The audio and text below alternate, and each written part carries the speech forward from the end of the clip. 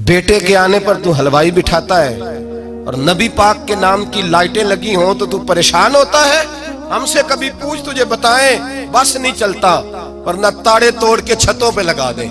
बस नहीं चलता, फरिश्तों को भी कहें आओ हमारे साथ शामिल हो जाओ, आमद मुस्तफा मरहबा मरहबा का नारा लगाना है।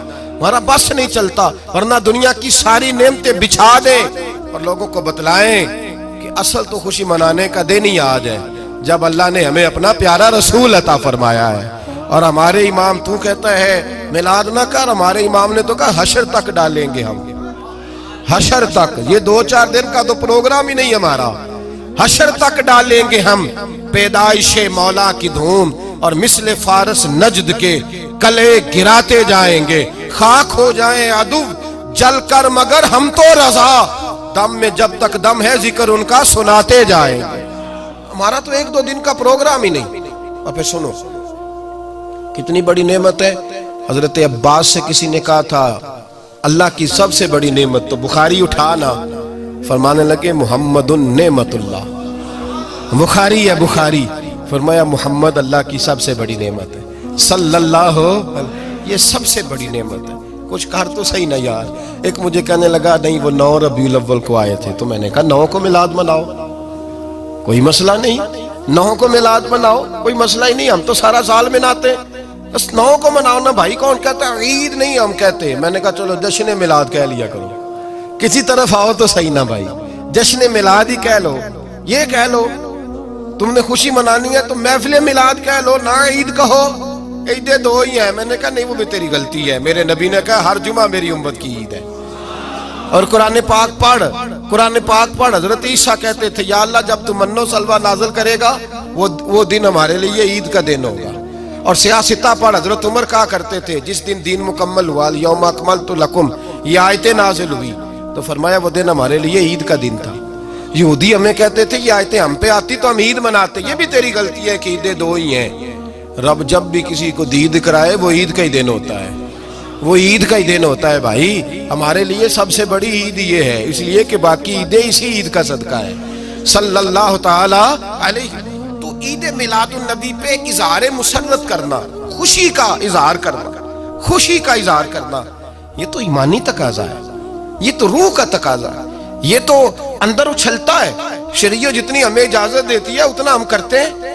और कोई मिलाद की महफिल में कोई ऐसा काम नहीं होता जो शरीयत से टकराता हो। पहले क्या होता है तिलावत, मने है कुरान पढ़ना। दूसरा क्या होता है, इतना दर्जा है नात का, अब तो ना नात पढ़ने वाले रहे ना सुनने वाले रहे, दोनों में ही कमी है। और मैं अक्सर कहता हूं नात पढ़ना इतना कमाल नहीं जितना सुनना कमाल है। सुनने वाला कोई होना चाहिए, नात सुनना ज्यादा माना रखती है। उसकी वजह यह है कि नात पढ़ना सहाबा की सुन्नत है और सुनना मोहम्मद मुस्तफा की सुन्नत है। और सुनने वाले का दर्जा, हाँ तेरा दर्जा ज्यादा है अगर तू समझे तो। और इतना बड़ा दर्जा कि हजरत एहसान बिन साबित नात पढ़े तो नबी पाक अपनी चादर मिंबर पे बिछाए और वो मैं नीचे ना पढ़, इधर मेरे मिंबर पे बैठ के पढ़। ये कोई मामूली बात है? रसूलुल्लाह की नात सुनना, बलगल उलाबे कमाल ही कशफत दुजाबे जमाल ही हसनत जमीयो।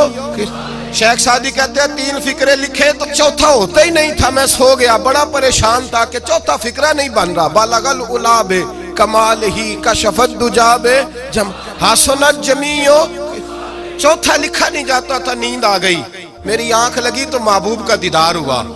हुजूर ने फरमाया परेशान पड़े हो? मैंने कहा महबूबा 3 लिखे हैं, चौथा बन ही नहीं रहा। तो हुजूर ने फरमाया चल सुना ना मुझे। ये छोटा नात पढ़ना कोई छोटा काम है? ये तो हमने खाता ही गलत लोगों को दे दिया है।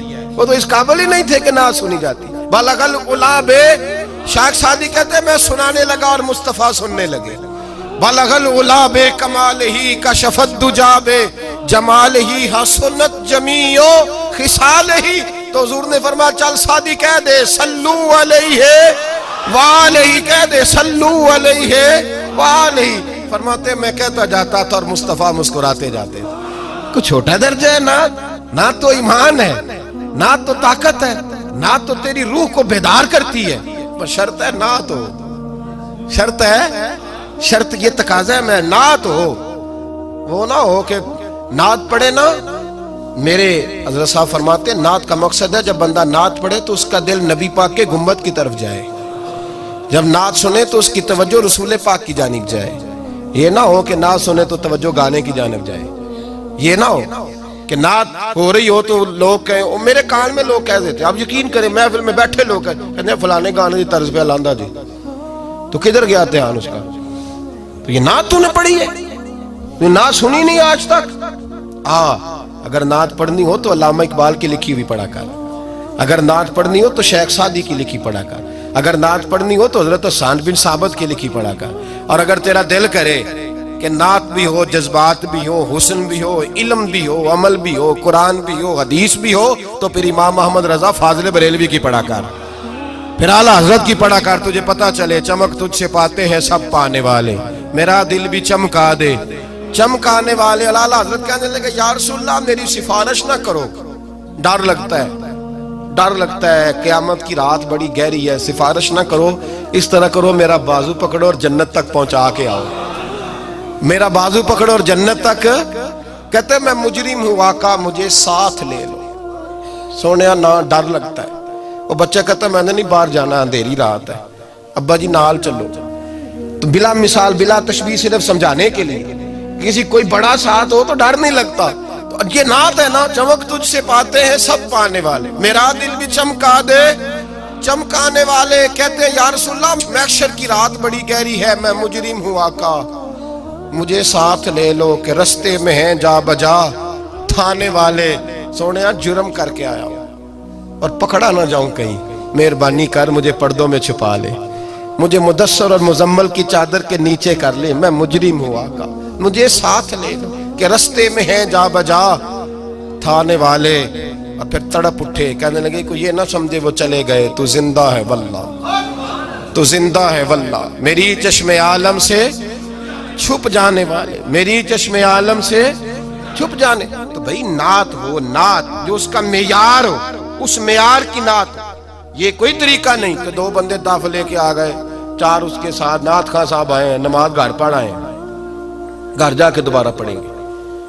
اور میں بات ابھی عرض کروں گا، مجھے یہ مضمون مکمل کرنے دے پھر تقاضوں پہ آتا ہوں. محفل میلاد تو رسول اللہ کے آنے کا شکر ہے. قل بفضل اللہ وبرحمتہ فبذلک فلیفرحوا. محبوب کہہ دے جب فضل ملے رحمت ملے تو پھر انہیں چاہیے کہ خوشی بنائے. محفل میلاد، اور بھائی یہ نہ کہا کر کے یہ پیسے غریب کو دے مسکین کو دے. محفل میلاد میں بات غریب کی ہوتی ہے. ہم بتاتے ہیں کہ یہ وہ دن ہے جس دن آ کے میرے نبی نے بیوہ کی بات کی ہے، غریب مسکین لاچار غریب کی بات کی. یہ محفل میلاد غریبوں کے جلسے کا نام ہے. اعلیٰ حضرت فرماتے ہیں ہم غریبوں کے آقا پہ بے حد درود، ہم فقیروں کی ثروت پہ لاکھوں سلام. یہ میلاد غریبوں مسکینوں یتیموں بیواؤں کے نام کا جلسہ ہے. شکوہ ہے مجھے اس جلسے سے.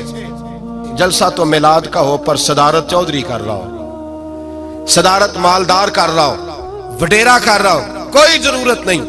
جلسہ میلاد کا ہو تو صدارت کسی غریب کو کرنی چاہیے، ماڑے کو کرنی چاہیے.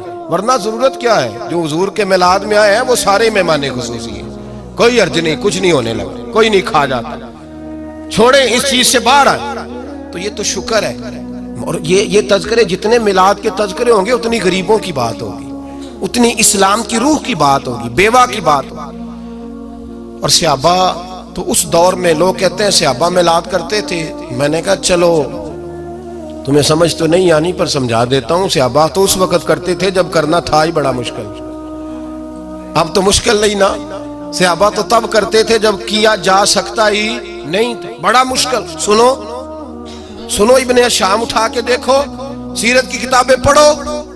نبی پاک صلی اللہ علیہ وسلم کے صحابہ قریش مکہ کے ظلم و ستم سے تنگ آ گئے. حضور نے بعض مجبوروں بے کسوں کو اجازت دے دی حبشہ ہجرت کر دے. حبشہ چلے گئے. حبشہ جب پہنچے تو ان میں حضرت جعفر طیار بھی تھے، حضرت علی کے بھائی، اور ایک گروہ تھا پورا صحابہ کا جو حبشہ گیا. قریش مکہ نے وہاں پر بھی آرام سے نہ بیٹھنے دیا. پیچھے سے کچھ سردار گئے، جا کے چھیڑا، کہا یہ ہمارے بھاگے ہوئے غلام ہیں، ہمارے بتوں کو برا کہتے ہیں، نیا دین انہوں نے اخذ کر لیا ہے، ہمارے حوالے کر دو. حضرت جعفر طیار کہتے ہیں نجاشی بادشاہ نے ہمیں بلایا، कुछ लोग मेरे दोस्त मशवरा देने लगे जरा हल्की फुल्की बात करना। कहते मैंने कहा मैं हल्की क्यों करूंगा, मैं तो खुल के करूंगा, खुल के मुस्तफा के तज़किरे हशर तक डालेंगे हम, हशर तक प्रोग्राम बताया, हशर तक डालेंगे हम। पैदाइश मौला की धूम, दम में जब तक दम है जिक्र उनका सुनाते जाएंगे। फरमाया मैं हल्की बात नहीं। हजरत जाफर ने नजाशी बादशाह के दरबार में खड़े हुए